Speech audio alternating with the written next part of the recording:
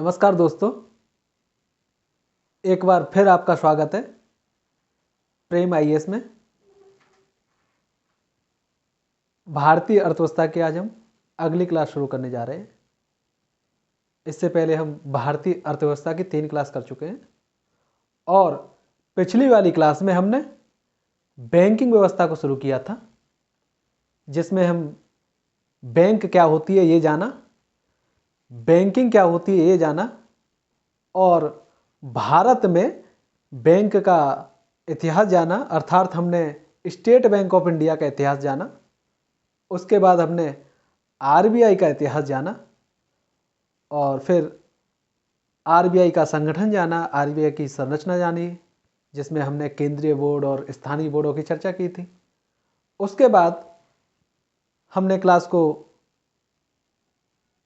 रोक दिया था, आरबीआई के कार्य पढ़ाने थे हमें। हमने बताया था कि अगली क्लास में हम आरबीआई के कार्य से शुरू करेंगे, तो आज शुरू करेंगे हम आरबीआई के कार्य और उसके बाद आगे पढ़ेंगे मौद्रिक नीति। तो शुरू करते हैं आज की क्लास आरबीआई के कार्य। उम्मीद करता हूं आप लोगों को पिछली क्लास समझ में आई होगी। तो आज आरबीआई के कार्य, आरबीआई के क्या कार्य होते हैं, अर्थात फंक्शन ऑफ, अगर इंग्लिश में कहें तो फंक्शन ऑफ आरबीआई या वर्क ऑफ आरबीआई। आरबीआई के क्या कार्य हैं देश में, रिजर्व बैंक ऑफ इंडिया के। तो हम आरबीआई के कार्य को 2 रूप से पढ़ेंगे। पहले रूप में पढ़ेंगे कि साहब आरबीआई की भूमिका केंद्रीय बैंक के रूप में, यानी आरबीआई के जो कार्य हैं उसमें हम पढ़ेंगे पहले केंद्रीय बैंक के रूप में, केंद्रीय बैंक के रूप में, केंद्रीय बैंक के रूप में। और दूसरा पढ़ेंगे विकासात्मक भूमिका।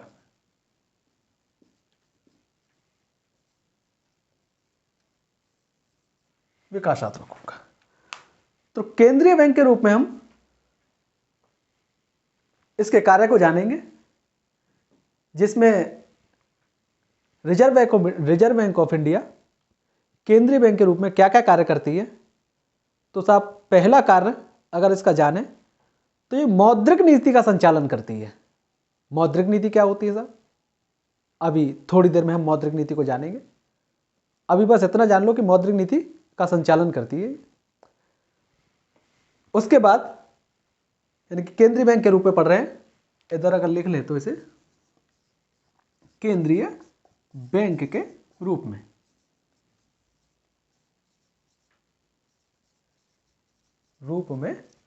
आरबीआई के कार्य,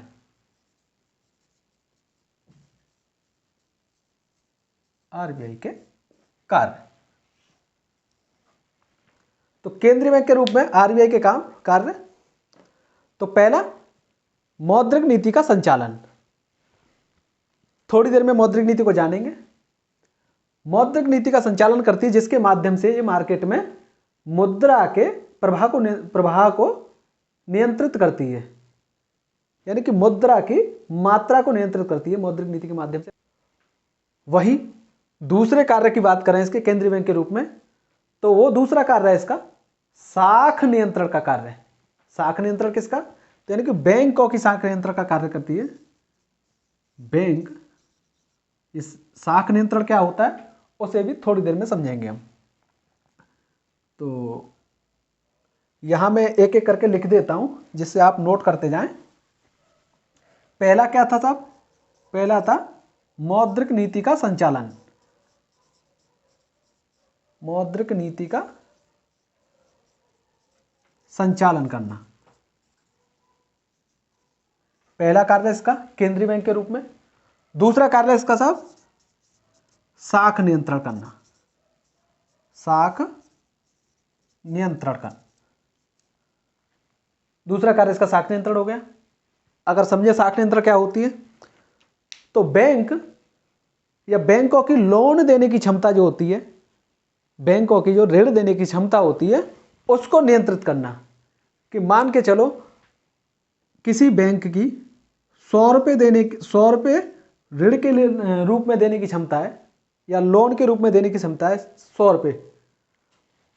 अगर आरबीआई को लग रहा है कि ये 100 रुपये अगर मार्केट में जाते हैं पूरे, तो उससे महंगाई बढ़ सकती है या मार्केट में मुद्रा की मात्रा बढ़ सकती है, तो इसको क्या करेगी आरबीआई, ऐसा काम करेगी कि मार्केट में पूरे 100 रुपये ना जा करके या तो 80 रुपये जाएं या 70 रुपये जाएं। तो क्या कर रही है, इसकी जो पहले 100 रुपये देने की क्षमता थी उस पर ब्रेक लगा देगी और 80 रुपये कर देगी उसको। तो क्या किया, कम कर दिया। और कभी अब जब उसे जरूरत पड़े, उसे लगा कि मार्केट में अब पैसों को डालने की जरूरत है, यानी कि मार्केट में मुद्रा की मात्रा को बढ़ाए जाने की जरूरत है, तो 80 से बढ़ा करके 90 कर सकती है, 95 कर सकती है। तो इस तरीके से बैंकों की साख नियंत्रण का कार्य करती है आरबीआई। तो दूसरा कार्य क्या हो गया, साख नियंत्रण का कार्य करती है दूसरा। अभी आगे चल के इसे अच्छे से समझेंगे, मौद्रिक नीति को भी और साख नियंत्रण को भी क्या होती है। उसके बाद तीसरे कार्य के रूप में देखें साहब, तीसरा कार्य क्या है इसका, सब जानते हैं आप, मुद्रा का निर्गमन करना या मुद्रा संचालित करना, निर्गमन करना या छापना, जो कहना चाहो वो। तो मुद्रा का निर्गमन करना,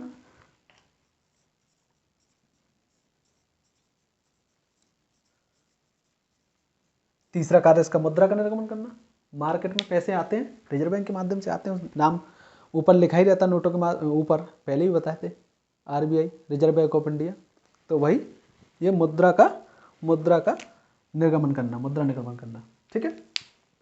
तीसरा कार्य क्या होता है साहब, या ऐसे भी कह सकते हैं कि मुद्रा के निर्गम को बनाए रखना। इसको इसी बात को हम दूसरे तरीके से कह सकते हैं। तीसरा कार्य क्या होता है साहब इसका, तीसरा कार्य होता है ऋण प्रणाली को संचालित करना।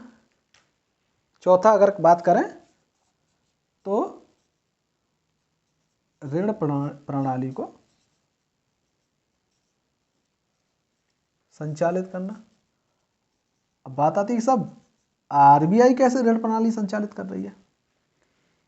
तो अभी थोड़ी देर पहले आपने समझा था, या ऐसे कहें ये साख नियंत्रण और ये दोनों एक ही बात है। अगर आप एक दोनों में लिखना चाहो एक साथ में, वो भी लिख सकते हो। तो ऋण प्रणाली संचालित करना कि मार्केट में कितने लोन जाने चाहिए, ज़्यादा मात्रा में जाने चाहिए कि कम मात्रा में जाने चाहिए, उस चीज़ को मैनेज करती है आरबीआई। ब्याज दरों को घटा बढ़ा करके वो आगे थोड़ी देर में जानने वाले हम। तो ये साख नियंत्रण यही चीज़ है एक तरीके से, ठीक है। उसके बाद अगले काम की बात करें केंद्रीय बैंक के रूप में, तो हमने अब तक 4 पढ़ लिए, मौद्रिक नीति का संचालन करना, साख नियंत्रण करना, मुद्रा का निर्गमन को बनाए रखना, और चौथा ऋण प्रणाली को संचालित करना। अब 5वें पर की बात करें, इसके 5वें काम क्या है साहब इसका, तो 5वां काम कह देंगे साहब कि सरकार का बैंकर के रूप में काम करना, सरकार के बैंकर के रूप में काम करना। यहां लिख लेते 5वां, सरकार का बैंकर। जैसे हमारी बैंक होती है ना, हम सबकी बैंक है, normal bank, state bank of India जान लें, ICICI, axis bank, HDFC bank, ये हमारी बैंक है। तो यानी कि हमारे बैंकर हैं जो भी बैठे हुए हैं, तो हमारे बिहाफ पर वो काम करते हैं। हम पैसा वहाँ जमा करते हैं, धन रखते हैं अपना, बताया ही था पिछली क्लास में। तो वो हमारे धन को देखने का काम करते हैं, तो वो हमारा बैंकर है, ठीक है। हमारे एजेंट के रूप में भी काम करता है बैंक। वो कैसे काम करता है कि साहब हमें जो है किसी को पेमेंट करना है, हमने कोई काम कराया उसका पेमेंट करना है किसी को, और हम सीधे कैश ना दे करके हम चाहते हैं उसे चेक के माध्यम से उसको पेमेंट कर दें। तो हम क्या करते हैं, एक चेक बनाते हैं, उस पर लिख देते हैं कुछ राशि, उस राशि से यानी कि हम उसको आदेश देते हैं बैंक को कि हमारे खाते से इतने रुपए फला व्यक्ति को, यानी ए व्यक्ति, जब किसी भी व्यक्ति को जिसको हमें पेमेंट करना है उसको हमारे खाते से इतने रुपए दे दो। तो यानी क्या कर रहा है, हमारे और जो हमें जिसको पेमेंट करना था उसके बीच में कड़ी का काम कर रहा है कौन, बैंक। तो हमारा बैंकर हो गया, यानी एजेंट के रूप में काम कर रही है बैंक हमारी। तो हमारे जिस तरीके से हमारी बैंक हमारा बैंकर है, ऐसे ही आरबीआई जो है सरकार का बैंकर है। सरकार यहाँ ऋण वगैरह ले सकती है, अपने कार्य करा सकती, अपने एजेंट के रूप में भी काम करा सकती है। जब हम पढ़ेंगे आगे चल के प्रतिभूतियों का क्रय विक्रय, तो सरकारी प्रतिभूतियों का क्रय विक्रय करती है आरबीआई, तो वो सरकार की प्रतिभूति होती हैं, तो वो एजेंट के रूप में काम कर रही होती है। ठीक है, इसके अगले काम की बात करें तो अगला काम कह सकते हैं साहब क्या, बैंकों का, यहाँ पे जैसे सरकार का बैंकर है ऐसे ही ये बैंकों का भी बैंकर होता है। अब बैंकों का बैंकर कैसे होता है, जैसे हमारे लिए काम बैंक कर रही थी ऐसे ही बैंक के लिए ये आरबीआई काम कर रही होगी। तो यानी बैंक जो है अपना धन आरबीआई के पास जमा कर सकती है, आरबीआई से जरूरत पड़ने पर लोन ले सकते हैं, ऋण ले सकते हैं। तो इस तरीके से आरबीआई बैंकों का बैंकर होता है। अगला बात करें तो 7वें वर्ग की काम की बात करें साहब, तो ऐसे कह सकते हैं कि आरबीआई जो है बैंकों को, नई बैंक जो स्थापित होती है उनको लाइसेंस देने का काम करता है। तो यानी कि नई बैंकों को लाइसेंस देने का काम, नई बैंकों को लाइसेंस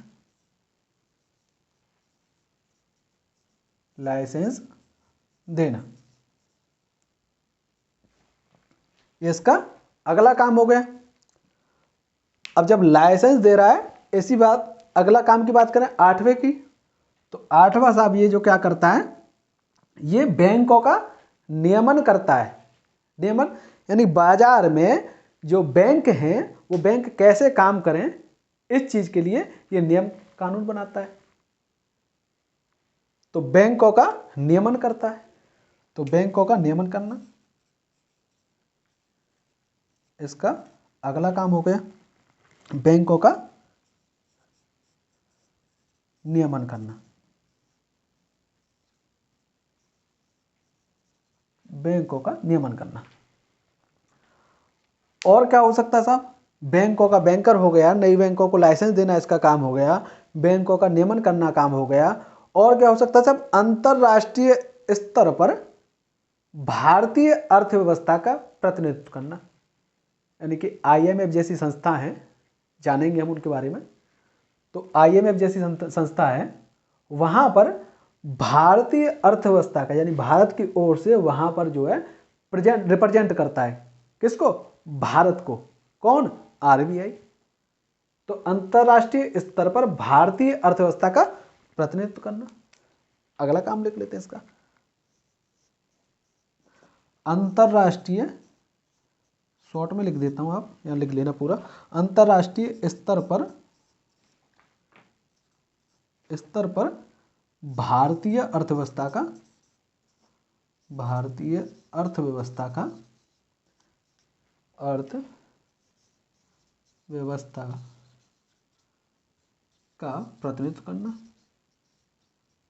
प्रतिनिधित्व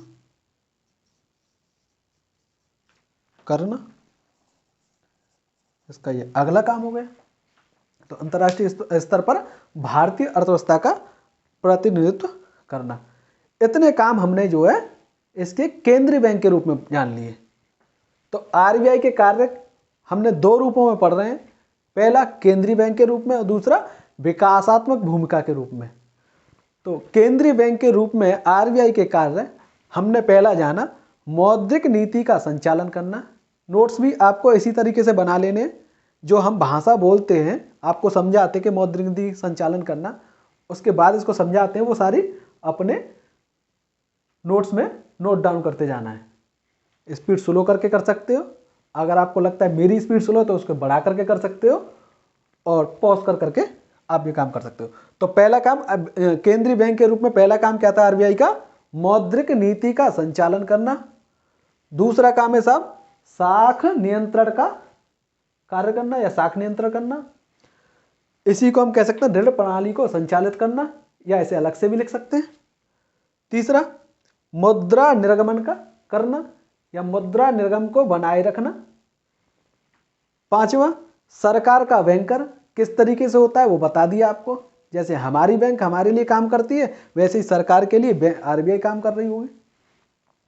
बैंकों का बैंकर, ऐसे ही बैंकों के लिए ये आरबीआई काम कर रही है। जैसे हमारे लिए हम जमा कर सकते हैं, वहाँ से ऋण ले सकते हैं, अन्य काम करा सकते हैं, अपने बिहाफ पर हम किसी को पेमेंट करवा सकते हैं अगर हमारे उसमें खाते में पैसे हों तब, अन्यथा नहीं।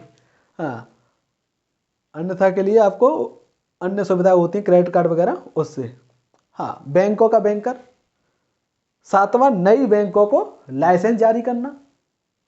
आठवां क्या बताया साहब, बैंकों का नियमन करना। और नौवां जो बताया हमने अंतरराष्ट्रीय स्तर पर भारतीय अर्थव्यवस्था का प्रतिनिधित्व करना। ये इतना हमने जान लिया केंद्रीय बैंक के रूप में आरबीआई के कार्य। अब दूसरा जान लेते हैं आरबीआई के भारतीय अर्थव्यवस्था में आरबीआई की विकासात्मक भूमिका। ठीक है, तो आरबीआई हमारी जो क्या इतनी देर से हम बोल रहे हैं केंद्रीय बैंक, तो आरबीआई को इतना तो समझ रहे हैं यार कि आरबीआई जो है भारत की केंद्रीय बैंक है, और लगभग कहूँ या पूरी तरीके से कहूँ कि सभी देशों की अपनी एक केंद्रीय बैंक होती है, या सामान्यतः हर एक देश में एक केंद्रीय बैंक होती है। ठीक है साहब, यहां तक कोई समस्या नहीं है ना? हो तो बताते जाना कमेंट बॉक्स में। अब इसकी हम आगे पढ़ेंगे विकासात्मक भूमिका इसकी आरबीआई की, कि भारतीय अर्थव्यवस्था के विकास में क्या भूमिका निभाती है। ये तो इसने साहब काम कर लिए।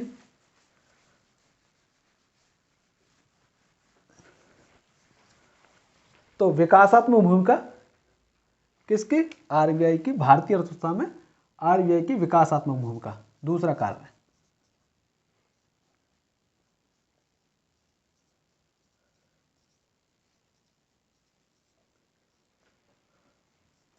कार्य, विकासात्मक भूमिका। तो पहला अगर जान है विकासात्मक भूमिका में, तो पहला जान सकते साहब भारतीय वित्त व्यवस्था का आधुनिकीकरण करना। क्या हुआ, मॉडर्नाइजेशन करना है इसका, आधुनिकीकरण करना। पहला काम भारतीय अर्थव्यवस्था का वित्त व्यवस्था का, भारतीय वित्त व्यवस्था का आधुनिकीकरण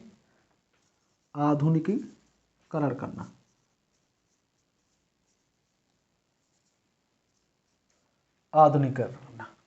क्या मतलब साहब, यानी कि टेक्नोलॉजी से जोड़ना, नई नई चीजें जोड़ना।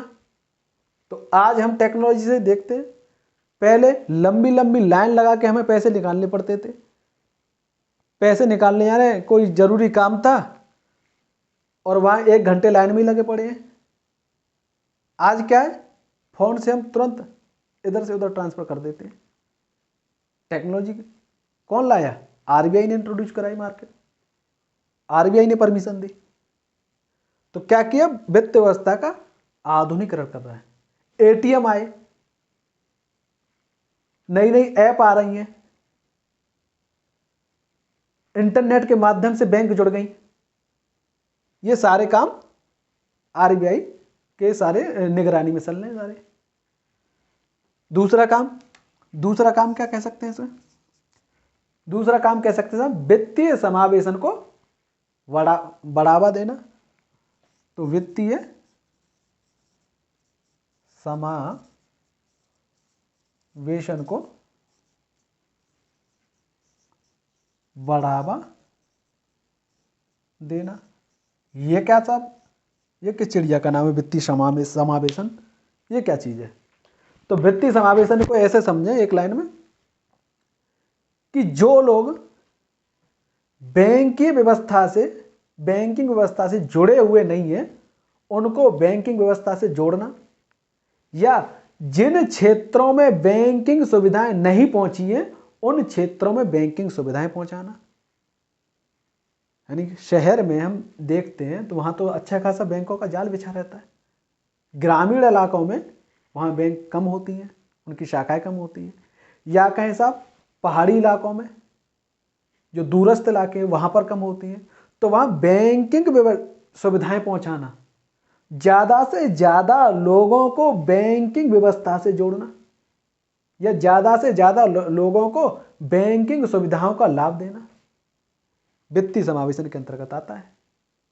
तो वित्तीय समावेशन वित्तीय जो व्यवस्था है उसमें लोगों को समाहित करने का प्रयास करना, ऐसे समझ लो। तो वित्तीय समावेशन को बढ़ावा देना, या दूरस्थ इलाकों में जहां बैंकिंग सुविधाएं नहीं है वहां बैंकिंग सुविधाएं पहुंचाना और लोगों को बैंकिंग या वित्तीय व्यवस्था से जोड़ना। ठीक है। अगला कार्य लोगों की बचत प्रवृत्ति को बढ़ावा देना। तो लोगों की बचत प्रवृत्ति कैसे साहब? लोगों की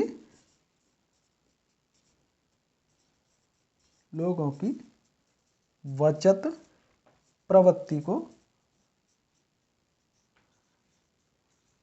बढ़ावा देना। ये कैसे बढ़ावा मिलेगा सब लोगों की? ये कैसे कर देगी? तो ये ऐसे कर देगी कि आज आपने 100 रुपये बचाए, या ऐसे कोई ऐसे कार्यक्रम चलाए कि आप सब पैसे बचाओगे और उसे पैसे को बचाने के बाद में बैंक में जमा करोगे तो आपको इतने % उसके लाभ मिल जाएगा, या ब्याज के रूप में लाभ मिल जाएगा पहला, या आपने जो पैसा बचाया उसको FD कर दो, निवेशित कर दो, उससे जो आपको कुछ लाभ मिलेगा। ऐसे ऐसे आपको योजनाएं चलाई जाएं। ब्याज। दूसरा, लोग पैसे बचाते हैं और बैंकों में जमा करते हैं। बैंकों में जमा करते हैं, क्यों करते हैं? कि लोगों को बैंकों पर भरोसा है कि बैंक लेके नहीं भागेगी। ये भरोसा कायम करने का कार्य जो कर रही है RBI, अपने नियम कानून ऐसे बनाती जिससे लोगों को ये बैंक भागे ना और लोगों का विश्वास बना रहे बैंकों पर। ये RBI काम कर रही है, यानी लोगों का विश्वास बना रहे बैंकों पर कि भागेगी नहीं, या दिवालिया नहीं होगी, या इनका पैसा मारेगी नहीं। ये सारे काम RBI ऐसे काम कर रही है। जब भरोसा बनना है तो ये लोग जो बचत कर रहे हैं उसको बैंक में जमा करेंगे। तो बैंक में जब जमा कर रहे हैं, क्यों कर रहे हैं? वहां कुछ लाभ मिल रहा होगा। तो लाभ मिल रहा है तो इसलिए लोग जो है ज्यादा से ज्यादा बचत करने की सोचेंगे। तो ये लोगों की बचत प्रवृत्ति को बढ़ावा देना। अगला काम की बात करें साहब, देश में वित्तीय व्यवस्था या साक्षरता को बढ़ावा देना। क्या कर साहब? देश में वित्तीय साक्षरता को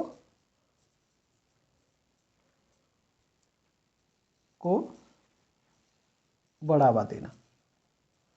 ये क्या साहब? वित्तीय साक्षरता क्या होती है? ऐसे कहें, वित्तीय व्यवस्था के बारे में लोगों को जागरूक बनाना, या एक सिंपल भाषा में या साधारण भाषा में कहें तो ऐसे कह सकते हैं कि लोगों को वित्तीय व्यवस्था की ज्यादा से ज्यादा पढ़ाई कराने, ऐसे समझ, या लोगों को जानकारी हो। पढ़ाई स्कूल में नहीं करानी है, कि लोगों को जानकारी हो कि ये क्या चीज है। ATM आया है तो ATM में से कैसे पैसे निकाले जाते हैं, इस चीज के बारे में जागरूकता फैलाना, ऐड के माध्यम से, प्रचार के माध्यम से। ये पैसे नोट जो है नकली है या असली है, इस बारे में जागरूकता बनाना। तो देखते होंगे ATM या बैंक में जाते हैं तो वहां लगे रहता है कि असली नोट की ऐसे पहचान होती है। तो ये सारे कार्यक्रम कौन चलवा रहा है या चला रहा है? RBI चलाती है। आपको जो है धोखाधड़ी ना हो आपके साथ में, इस टाइप के मैसेज फ्लोट होते हैं, सॉरी फ्लोट नहीं होते, आपके मोबाइल में मैसेज आते होंगे RBI की तरफ से या कभी बैंक की तरफ से। तो यानी कि आपको अवेयर कर रही है, जानकारी दे रही है कि साहब ऐसे ऐसे आपके पास कोई कॉल आती है या मैसेज आते हैं तो वो धोखाधड़ी के हो सकते हैं। तो ये वित्तीय साक्षरता को बढ़ावा दे रही है, यानी वित्तीय व्यवस्था के बारे में जागरूकता फैला रही है लोगों में। तो ये काम कौन कर रहा है? RBI कर रही है। तो इसकी विकासात्मक भूमिका हो गई। दूसरा और देखें सब, पांचवा एक और में कि आर्थिक समृद्धि में योगदान देना या उसमें सहायता करना। वो कैसे करती है साहब? वो करती है साहब, जब मौद्रिक नीति हम पढ़ेंगे तो वहां जब आर्थिक मंदी की स्थिति आ जाती है तो मंदी की स्थिति से निपटने के लिए मौद्रिक नीति एक सहायक के रूप में कार्य करती है। तो आरबीआई मौद्रिक नीति का संचालन करती है। तो उस मौद्रिक नीति के माध्यम से देश में उत्पादन कैसे बढ़ाया जाए इस पर भी विचार करती है। तो उत्पादन बढ़ेगा तो आर्थिक समृद्धि होगी, विकास होगा, आर्थिक विकास। जब आर्थिक समृद्धि होगी तो विकास की भी संभावना लगाई जा सकती है। ठीक है साहब, आर्थिक समृद्धि में योगदान या आर्थिक समृद्धि में महत्वपूर्ण भूमिका निभाना, ऐसे कह सकते हैं। यही लिख देते हूं यहां पर, पांचवा, कि अर्थव्यवस्था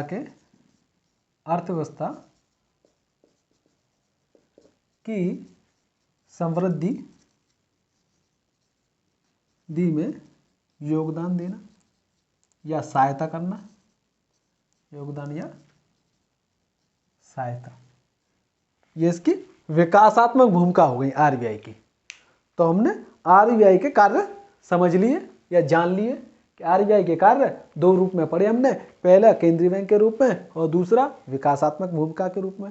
केंद्रीय बैंक के रूप में आपने भी थोड़ी देर पहले ही पढ़ाई है, उसे दोबारा रिपीट करने का कोई मतलब नहीं बनता है। विकासात्मक भूमिका के रूप में हमने 5 पढ़े। पहला, भारतीय वित्त व्यवस्था का आधुनिकीकरण करना या भारतीय वित्तीय व्यवस्था का आधुनिकीकरण करना। यहाँ पर ऐसे कर लो, इसे वित्त ना करके वित्तीय व्यवस्था, भारतीय वित्तीय व्यवस्था का आधुनिकीकरण करना। दूसरा, वित्तीय समावेशन को बढ़ावा देना। तीसरा, लोगों की बचत प्रवृत्ति को बढ़ावा देना। चौथा, वित्तीय साक्षरता को बढ़ावा देना। और पांचवा हमने पढ़ा आर्थिक समृद्धि में योगदान या सहायता देना। ठीक है साहब, अगर आपसे कोई क्वेश्चन पूछ लिया जाए इस तरीके से कि आरबीआई भारतीय अर्थव्यवस्था में या भारतीय अर्थव्यवस्था की समृद्धि में किस प्रकार से योगदान देती है, इस बात को आप बता सकते हैं। हालांकि अच्छे से नहीं बता पाओगे, पर हमने थोड़ा सा इंडिकेट तो कर दिया जब यहाँ पढ़ा रहे थे, जब मौद्रिक नीति संचालन कर रहे थे वहाँ पर। तो इसका आप कमेंट बॉक्स में बताना कि हाँ दे सकते हैं या नहीं दे सकते हैं। ठीक है, अभी और आगे चल के तो आप जान ही जाओगे हाँ साहब बिल्कुल दे सकते हैं इसका आंसर। तो अब आगे पढ़ेंगे साहब हम जो है मौद्रिक नीति। अब आगे हम मौद्रिक नीति पढ़ेंगे। जो आरबीआई का पहला काम था मौद्रिक नीति का संचालन करना या महत्वपूर्ण काम था, वो मौद्रिक नीति के बारे में जानेंगे। आप लोग लाइक कमेंट सब्सक्राइब नहीं करते हो, बहुत गलत बात है। अगर आपको इतनी मेहनत से पढ़ाया जा रहा है, आपको लाभ पहुंचाया जा रहा है, उम्मीद कर रहे हैं आप लाभ ले भी रहे होंगे। तो जब लाभ ले रहे हो तो हमें भी थोड़ा सा प्रोत्साहन दीजिए ना, सब्सक्राइब कीजिए, लाइक कीजिए, कमेंट कीजिए, अपने मित्रों को, जानने वालों को शेयर भी कीजिए।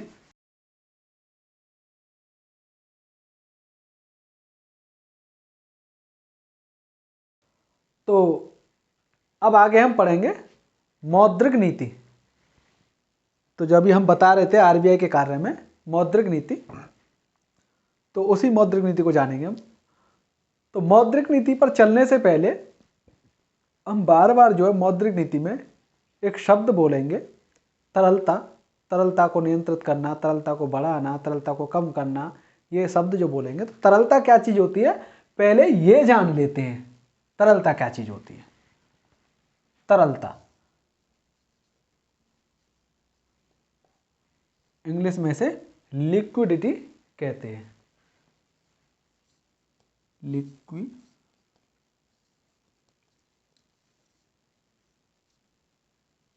लिक्विडिटी, LIQIDITY,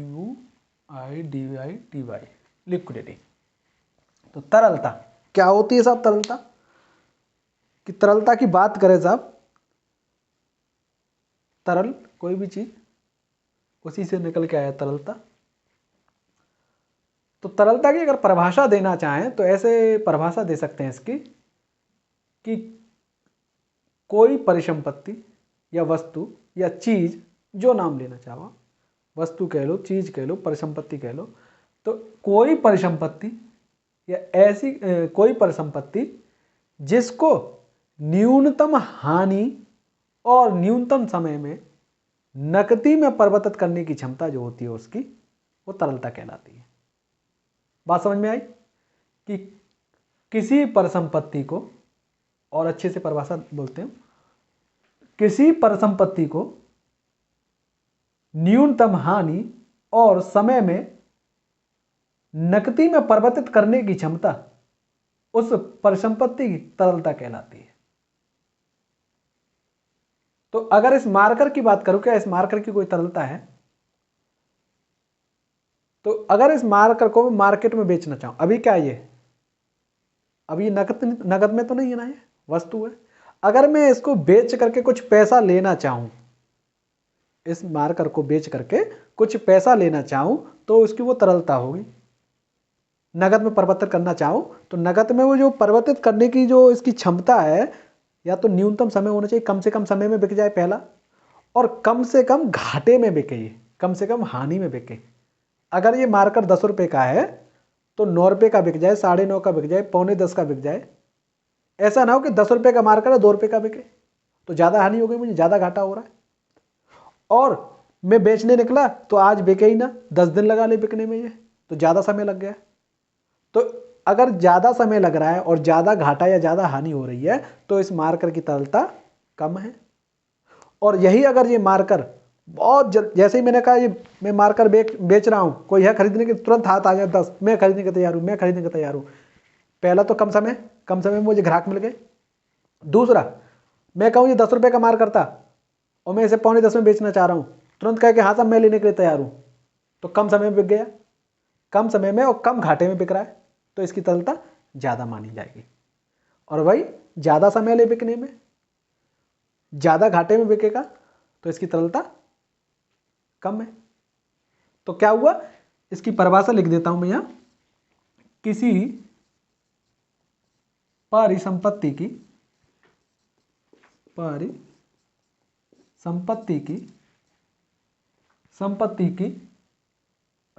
संपत्ति को, ऐसे करो, किसी परिसंपत्ति को न्यूनतम हानि और समय में, न्यूनतम समय कर लो यहां पर, न्यूनतम समय में नकदी में परिवर्तित करने की क्षमता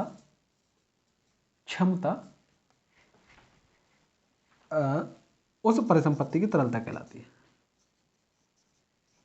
या संपत्ति की तरलता कहलाती है।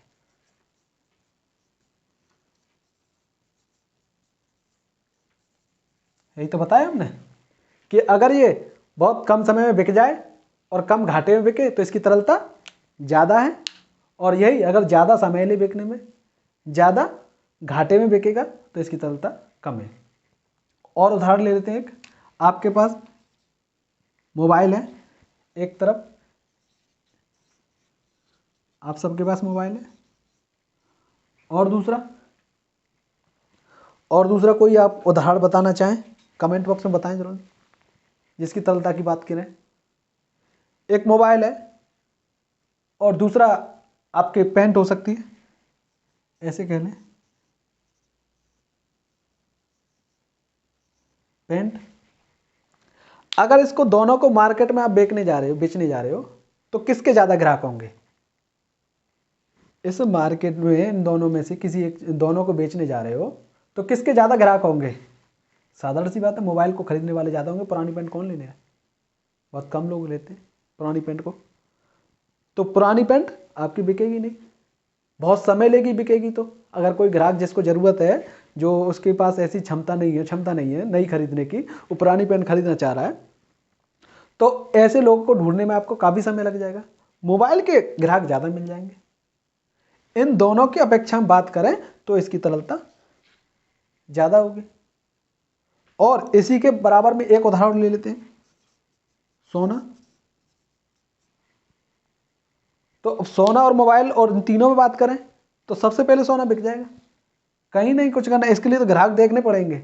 यहाँ सीधे गए सुनार की दुकान के पास, ज्वेलर्स की दुकान के पास, दुकान में गए, वहाँ आपने सोना दिखाया, वो सोने में देखेगा हाँ ओरिजिनल है, और उसमें कुछ अपना बट्टा वट्टा लगा के दे देगा आपको।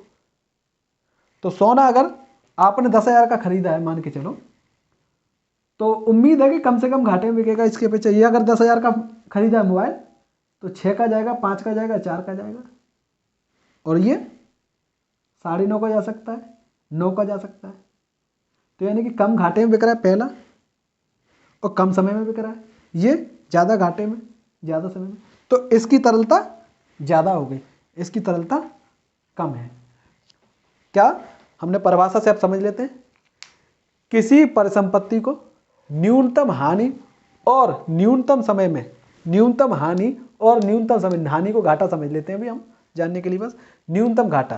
तो न्यूनतम हानि और न्यूनतम समय में नकदी में परिवर्तित करने की क्षमता, नकदी में परिवर्तित करने की क्षमता उस परिसंपत्ति की या उस क्षमता को तरलता कहते हैं। इसे हटा दो, अगर हटाना चाहते तो, अटक रहे होंगे तो ये हटा दो। क्षमता को तरलता कहते हैं। परिभाषा तरलता समझा गई। अब चलते हैं मौद्रिक नीति। उम्मीद करता हूं तरलता समझ में आ गई होगी। अब तरलता को बताने की आवश्यकता आगे नहीं है। अब आगे मौद्रिक नीति।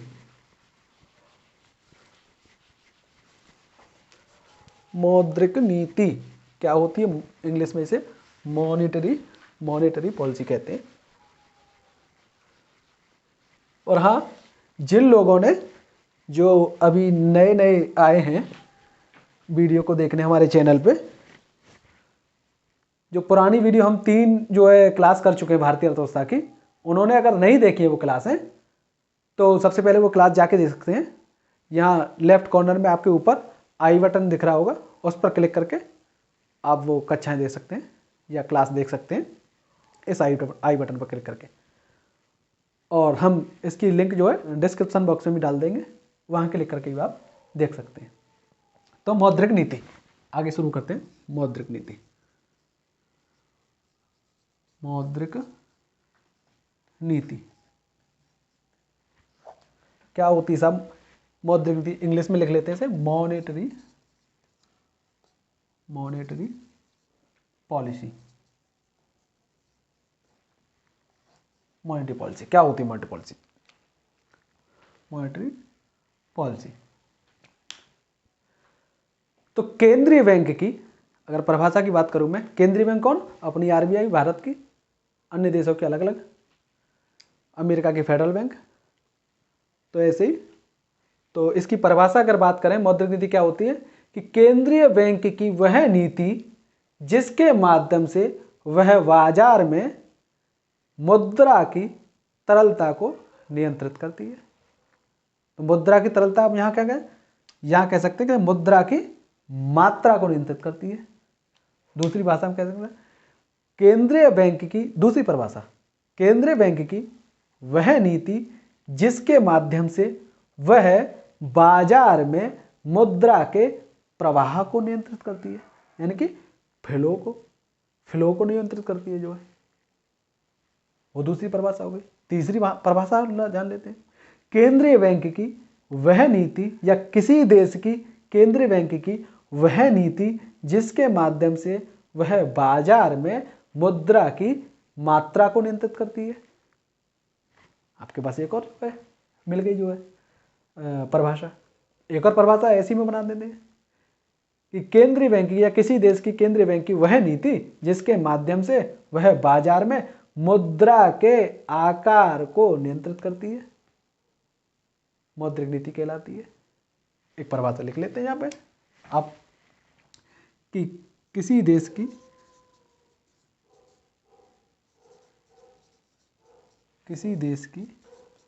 केंद्रीय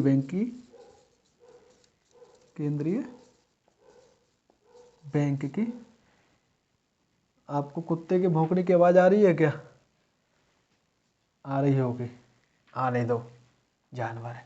हाँ, किसी देश की केंद्रीय बैंक की वह नीति जिसके माध्यम से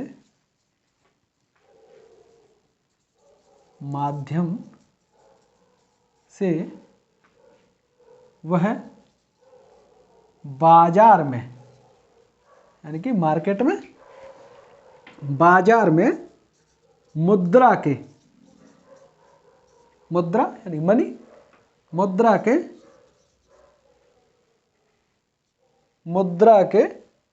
अब हमने जो अलग अलग परिभाषाएं बोली थी यह हम उस सबको एक में लिखेंगे, ठीक है। मुद्रा के प्रवाह को यानी फ्लो को, या मुद्रा के आकार को, या मुद्रा के मात्रा को, या मुद्रा की तरलता को नियंत्रित करती है। नियंत्रित मतलब घटाना या बढ़ाना, ठीक है, नियंत्रित करती है वह नीति मौद्रिक नीति कहलाती है। मौद्रिक नीति कहलाती है।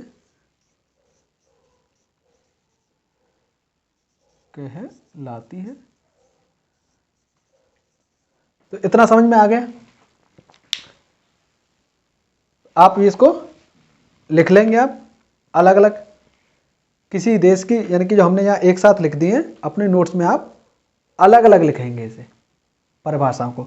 तो कैसे लिखोगे? किसी देश की केंद्रीय बैंक की वह नीति जिसके माध्यम से वह बाजार में मुद्रा के प्रवाह को नियंत्रित करती है, मौद्रिक नीति कहलाती है। किसी देश की केंद्रीय बैंक की वह नीति जिसके माध्यम से वह बाजार में मुद्रा के आकार को नियंत्रित करती है, मौद्रिक नीति कहलाती है।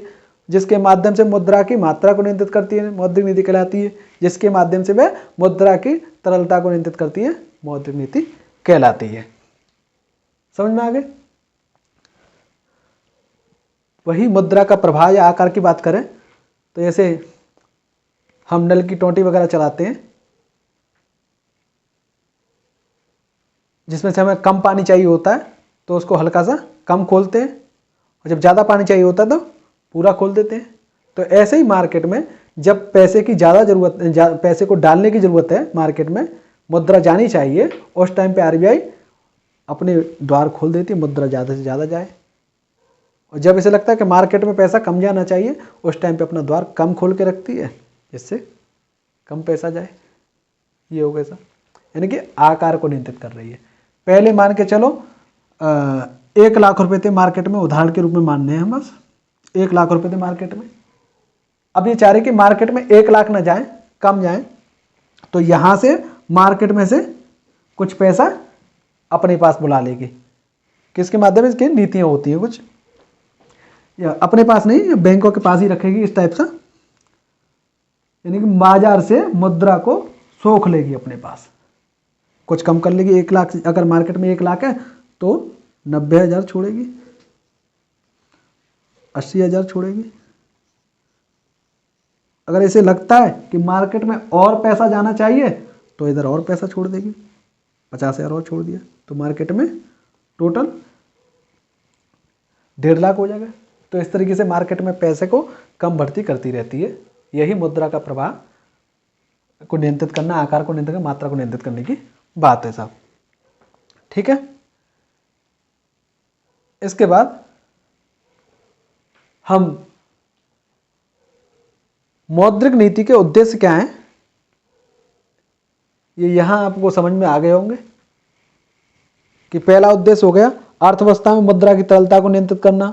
दूसरा उद्देश्य हो गया औद्योगिक उत्पादन को प्रोत्साहन देना। कैसे देती है थोड़ी देर में समझ लेंगे कि औद्योगिक उत्पादन को कैसे प्रोत्साहन दे रही है, औद्योगिक उत्पादन बढ़ाने में कैसे अपनी भूमिका निभाती है मौद्रिक नीति के माध्यम से आरबीआई। तीसरे उद्देश्य की बात करें तो सब कीमत मूल्य या मूल्य स्थिरता को बनाए रखना, यानी कि ना तो महंगाई ज़्यादा हो ना महंगाई कम हो, बीच में बनी रहे। अगर कम होगी उससे नुकसान क्या है, जनता को तो फायदा हो जाएगा, पर अगर महंगाई कम हो जाएगी तो जो उत्पादक वर्ग है या उद्योगपति है या कंपनियां या फर्म है वो कम उत्पादन करेंगे क्योंकि उन्हें लाभ उतना नहीं होगा। तो इसलिए महंगाई एक लेवल पे होनी चाहिए, ना तो ज़्यादा ना कम, अर्थव्यवस्था के लिए अच्छी चीज़ है। तो ये कीमत स्तर को बनाए रखती है मौद्रिक नीति के माध्यम से। कैसे बनाए रखती है थोड़ी देर में और जान लेंगे, ये भी जानेंगे। अगला नियंत्रित प्रसार की नीति, यानी कि ये मौद्रिक नीति को प्रसारकारी बनाना चाहती है परंतु नियंत्रण के साथ में। मुद्रा मार्केट में जाए परंतु एक नियंत्रित रूप में जानी चाहिए। ऐसे इसके अगले काम की बात करें तो आर्थिक समृद्धि दर और कीमत स्तर या मुद्रास्फीति। अगर बात करें मुद्रास्फीति, एक शब्द आपके पास एक और आ गया मुद्रास्फीति। तो ये मुद्रास्फीति क्या होती है उसको भी आगे जानेंगे। अगर अभी के लिए जानना चाहो तो ऐसे साधारण भाषा में जान सकते हैं कि मुद्रास्फीति मतलब महंगाई, इतना जान लो। मुद्रास्फीति बढ़ रही है तो इसका मतलब है कि महंगाई बढ़ रही है, मुद्रास्फीति घट रही है तो इसका मतलब है महंगाई घट रही है। ठीक है साहब। तो क्या करती है, आर्थिक समृद्धि दर और मुद्रास्फीति के मध्य, मुद्रास्फीति दर के मध्य या मुद्रास्फीति के बीच में सामंजस्य बिठाती है कि इसे आर्थिक समृद्धि दर भी बढ़ानी है और महंगाई भी ज्यादा ना हो जाए। आर्थिक समृद्धि दर भी बढ़ानी है, महंगाई भी ज्यादा ना हो जाए, इन दोनों के बीच में सामंजस्य बिठाती है। किसके माध्यम से, मौद्रिक नीति के माध्यम से। कैसे होता है ये सब चीज आगे थोड़ी देर में जानेंगे। मौद्रिक नीति के प्रकार, मौद्रिक नीति के प्रकार की बात करें तो दो प्रकार के होती है मौद्रिक नीति, कठोर मौद्रिक नीति और दूसरी क्या होगी, कठोर का अपोजिट सस्ती। कठोर मौद्रिक नीति या अगर इसका अपोजिट बात करें तो मृदुल या लचीली। तो कठोर मौद्रिक नीति और सस्ती मौद्रिक नीति, दो प्रकार की मौद्रिक नीति। तो कठोर मौद्रिक नीति में क्या करेगी, कठोर का मतलब है कि मार्केट में अब जो है पैसे को कम फ्लो कराना चाह रही है, मार्केट में जो है मुद्रा की जो मात्रा है उसको कम करना चाह रही है, कठोर का मतलब ये है। और जब वही सस्ती की बात करें तो ये मुद्रा की मात्रा को मार्केट में ज्यादा करना चाह रही है, मुद्रा के आकार को बढ़ाना चाह रही है या मुद्रा के प्रवाह को बढ़ाना चाह रही है। मौद्रिक नीति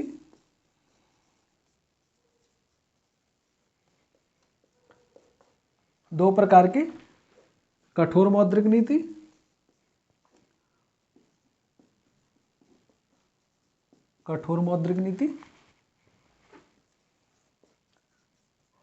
और दूसरी सस्ती मौद्रिक नीति,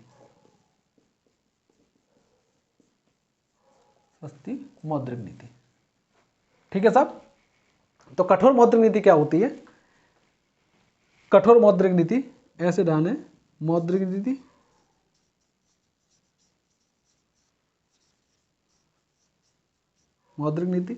पहली बताई कठोर और यह दूसरी सस्ती। तो सस्ती और कठोर का मतलब है कि मुद्रा के प्रवाह को अगर मार्केट में कम करना चाहे तो उसे कठोर कहेंगे। तो कैसे कठोर बनाती है, क्या करती है, ब्याज दरों के माध्यम से इस चीज को करती है। अगर ब्याज दरों को बढ़ा दे तो कठोर हो जाएगी और ब्याज दरों को कम कर दे तो सस्ती हो जाएगी। तो ब्याज दर कौन सी ब्याज दर होती है ये, तो ब्याज दर जो होती है ये जो बैंक जो है आरबीआई से कुछ कर्जा वगैरह लोन वगैरह लेते हैं उनकी ब्याज दरों को घटा बढ़ाती है। अगर मार्केट में यानी कि बैंक बैंक पैसा कहाँ से देते हैं? मार्केट में। लोन कैसे बांटते हैं? एक तो इस तरीके से बांटते हैं कि लोग जो धन जमा करते हैं उसके माध्यम से, जो धन जमा है उनके पास में, उसको मार्केट में लोन के रूप में दे देते हैं। और दूसरा आरबीआई से कुछ पैसा उठा के ऋण लेकर के उसको मार्केट में दे देते हैं। अगर मार्केट में, यानी कि ऐसे समझें, जो मौद्रिक नीति में जो ब्याज दर परिवर्तित करती है, जो बैंक जो है आरबीआई से ऋण लेते हैं, लोन लेते हैं, उसकी ब्याज दरों को घटा बढ़ाती है। अगर आरबीआई ब्याज दर को बढ़ा दे, सीधी सी बात है, आप भी लोग ये ऐसा काम करते होंगे या आपके घर परिवार में ऐसे काम करते होंगे लोग। अगर ब्याज दर ज़्यादा है तो उस समय पर लोन नहीं लेते हैं अपेक्षाकृत। कोशिश करते हैं कि जिस टाइम पर या जिस समय पर लोन की जो ब्याज जो है कम हो तब लोन ली जाए, या जितनी अभी जो है ब्याज दर अधिक है तो कम लोन लेने की आप कोशिश करेंगे। जो लोग लोन वगैरह से काम चलाते हैं उनकी बता रहे हैं। तो जब ब्याज दर बहुत अधिक होती है तो उस टाइम पे कम से कम लोन लेने की कोशिश करते हैं, और जब ब्याज दर कम होती है तो उस टाइम पे लोन अधिक से अधिक लेने की कोशिश करते हैं। क्यों? कोई ज़्यादा ब्याज देगा। तो अगर ये ब्याज दर आरबीआई ने ज़्यादा कर दी है तो उस समय बैंक क्या करेंगी? कम से कम पैसा लेंगी ऋण के रूप में।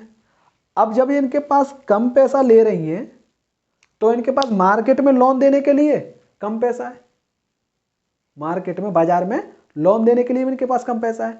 तो ऐसे कहें कि मार्केट में कम पैसा है इनको देने के लिए, तो मार्केट में मुद्रा की तरलता कम है, मुद्रा का आकार कम है। तो कहते हैं जब ब्याज दर ज़्यादा कर दे रही है तो उस टाइम पे मार्केट में तरलता कम है, उस टाइम पे मार्केट में तरलता कम है, क्योंकि ज़्यादा से ज़्यादा ऋण नहीं बांटे जा रहे हैं।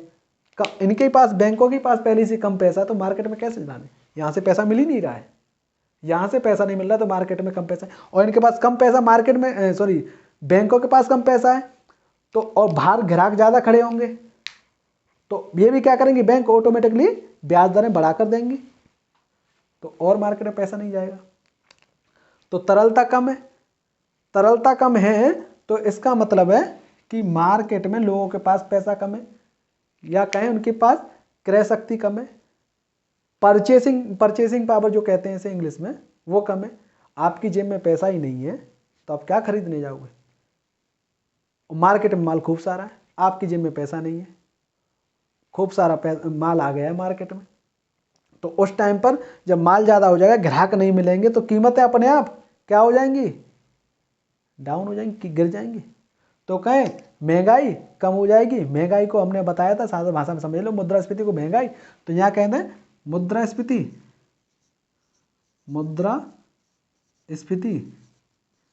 कम हो जाएगी,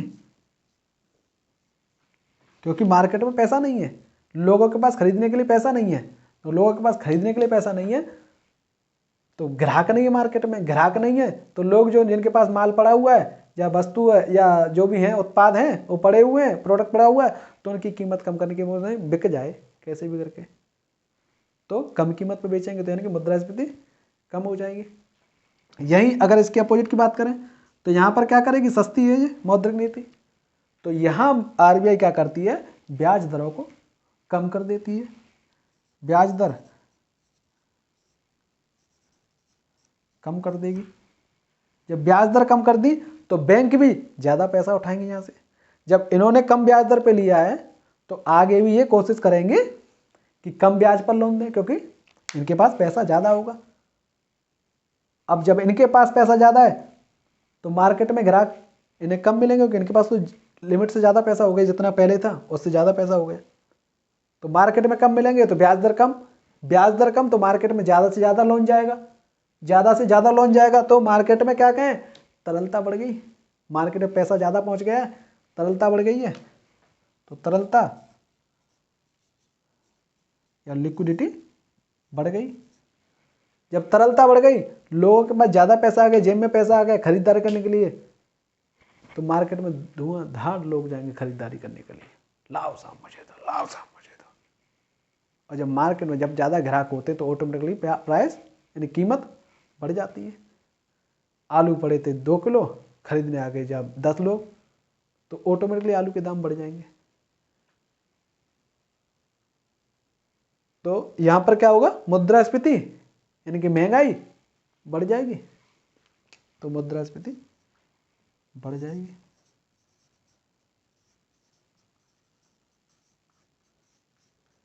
मुद्रास्फीति बढ़ गई साहब। यहाँ पर मुद्रास्फीति कम हो गई थी, यानी कि ये क्यों की गई होगी, इसने ये काम ऐसा क्यों किया होगा, मार्केट में तरलता ज़्यादा होगी ना, तो तरलता कम करने के लिए इसने ब्याज दरें बढ़ाई। या दूसरी भाषा में जब तरलता ज़्यादा होगी तो मुद्रास्फीति भी तो ज़्यादा होगी ना, तो मुद्रास्फीति को कम करने के लिए ब्याज दरें बढ़ाई। या मुद्रास्फीति को कम करने के लिए या नियंत्रित करने के लिए, ऐसे कहें नियंत्रित करने के लिए, नियंत्रित करने के लिए इसने कठोर मौद्रिक नीति लागू की होगी। तरलता को कम करने के लिए कठोर मौद्रिक नीति, मुद्रास्फीति को कम करने के लिए कठोर, सस्ती तरलता बढ़ाने के लिए, मुद्रास्फीति को नियंत्रित करने के लिए या कहीं बढ़ाने के लिए, या सॉरी इसको हटा दो, अभी इसको बाद में समझेंगे। यहाँ पर ऐसे कहें, इसको भी हटा देता हूँ। सस्ती ब्याज दर जब हुई, तरलता ज़्यादा होगी मार्केट में, लोन ज़्यादा से ज़्यादा बटे, तो उस टाइम पे जब लोन उद्योगपति ले रहे होंगे, उद्योगपति ले रहे होंगे तो निवेश कर रहे होंगे, निवेश कर रहे होंगे तो उससे उत्पाद बढ़ा रहे होंगे, वो उत्पादन, तो औद्योगिक उत्पादन बढ़ जाएगा, औद्योगिक उत्पादन बढ़ जाएगा, क्योंकि मार्केट में पैसा ज़्यादा पहुंच चुका है निवेश के लिए, इन्वेस्टमेंट करने के लिए, तो उद्योगपति इन्वेस्टमेंट कर रहे हैं, प्रोडक्ट हो रहा है, तो जब इन्वेस्टमेंट कर रहे हैं तो अब इससे क्या होगा, आगे जीडीपी बढ़ेगी, और जीडीपी बढ़ेगी तो आर्थिक समृद्धि दर, आर्थिक समृद्धि दर या समृद्धि, आर्थिक समृद्धि बढ़ेगी। तो अभी हम बता रहे थे ना थोड़ी देर पहले कि आर्थिक समृद्धि कैसे बढ़ती है, मौद्रिक नीति के माध्यम से, इस तरीके से बढ़ती है। अब जब आर्थिक समृद्धि बढ़ गई, यहीं पे एक इसका जो नेगेटिव इम्पैक्ट पड़ता है वो क्या पड़ता है, जो भी यहाँ लिखा था हमने कि मुद्रास्फीति बढ़ सकती है जब ये लागू करते हैं, तो ऐसे कहें जब सस्ती मौद्रिक नीति अपनाते हैं तो मुद्रास्फीति बढ़ सकती है, और जब कठोर मौद्रिक नीति अपनाते हैं तो यानी तरलता मार्केट में कम हो जाती है, मुद्रा की आकार कम हो, तरलता कम हो जाती है तो निवेश कम होगा, लोन कम मिलेंगे, तो उद्योगपति के पास पैसा ही नहीं है तो कहाँ से इन्वेस्टमेंट करे, इन्वेस्टमेंट कम होगा तो औद्योगिक उत्पादन भी कम होगा, औद्योगिक उत्पादन कम होगा तो जीडीपी कम, आर्थिक समृद्धि दर भी कम होगी। तो इसका नेगेटिव इम्पैक्ट क्या है, या इसका नकारात्मक प्रभाव क्या है कि कठोर मौद्रिक नीति जब लागू करते हैं तो औद्योगिक उत्पादन कम हो सकता है, सस्ती मौद्रिक नीति जब लागू करते हैं तो उस टाइम पे मुद्रास्फीति बढ़ सकती है ना। तो इसका ये नकारात्मक प्रभाव हो गया। 2 प्रकार की मौद्रिक नीति, कठोर मौद्रिक नीति, इसी को कह देते हैं प्रसारकारी मौद्रिक नीति, ठीक है, इसी को प्रसारकारी मौद्रिक नीति कहते हैं। और ये कठोर है, यानी कि यहाँ क्या कर रहा था, तरलता को संकुचित कर रहा है, पहले इतना था आकार संकुचित कर, तो इसे संकुचित मौद्रिक नीति कह देते हैं, और यहाँ पर तरलता को बढ़ा रहा है तो प्रसार कर रहा है मुद्रा का, तो यहाँ पर इसे प्रसारकारी मौद्रिक नीति कहते हैं, इसे संकुचित मौद्रिक नीति। यहाँ तक समझ में आ गया, कोई समस्या नहीं है, ठीक है सब, आगे बढ़ते हैं। आगे मौद्रिक नीति के उपकरण क्या होते हैं, मौद्रिक नीति के टूल, इंग्लिश में अगर कहें तो मौद्रिक नीति के टूल क्या होते हैं वो जानेंगे। उम्मीद करता हूँ आप सब लोगों को ये चीज़ समझ में आ रही होंगी, अगर नहीं समझ में आ रही तो बताओ हमें, और बताने का माध्यम क्या है, कमेंट बॉक्स, तो करो कमेंट बॉक्स खुल के। हाँ जी, तो आपको कठोर मौद्रिक नीति और सस्ती मौद्रिक नीति, या कठोर को हम संकुचित मौद्रिक नीति कह रहे थे और इसको प्रसारकारी मौद्रिक नीति कह रहे थे, सस्ती को समझ में आ गई होगी।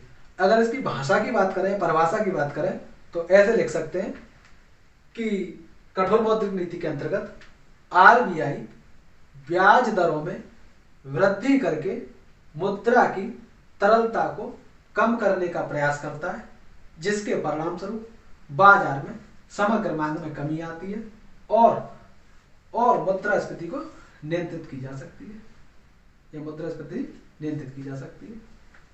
कठोर मौद्रिक नीति की भाषा होगी या परिभाषा होगी।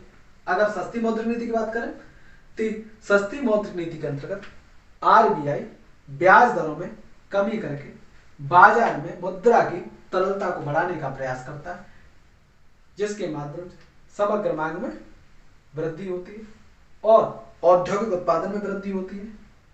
औद्योगिक उत्पादन में वृद्धि होती है तो फलस्वरूप या परिणाम स्वरूप आर्थिक समृद्धि होती है, या इसके माध्यम से आर्थिक समृद्धि की जा सकती है। ये इसकी भाषा या परिभाषा की बात होगी। अब आगे पढ़ेंगे हम मौद्रिक नीति के उपकरण। मौद्रिक नीति के उपकरण, या इसी को कह सकते हैं टूल्स, मौद्रिक नीति के टूल्स या टूल्स ऑफ मॉनेटरी पॉलिसी। इसको हम अगली क्लास में करेंगे। उम्मीद करता हूं आप सबको समझ में आई होगी क्लास की आज की, और जैसा भी आपको अच्छी समझ में आई या खराब समझ में आई या नहीं समझ में आई, वो सारी प्रतिक्रिया आप अपने कमेंट बॉक्स में देते रहें। धन्यवाद।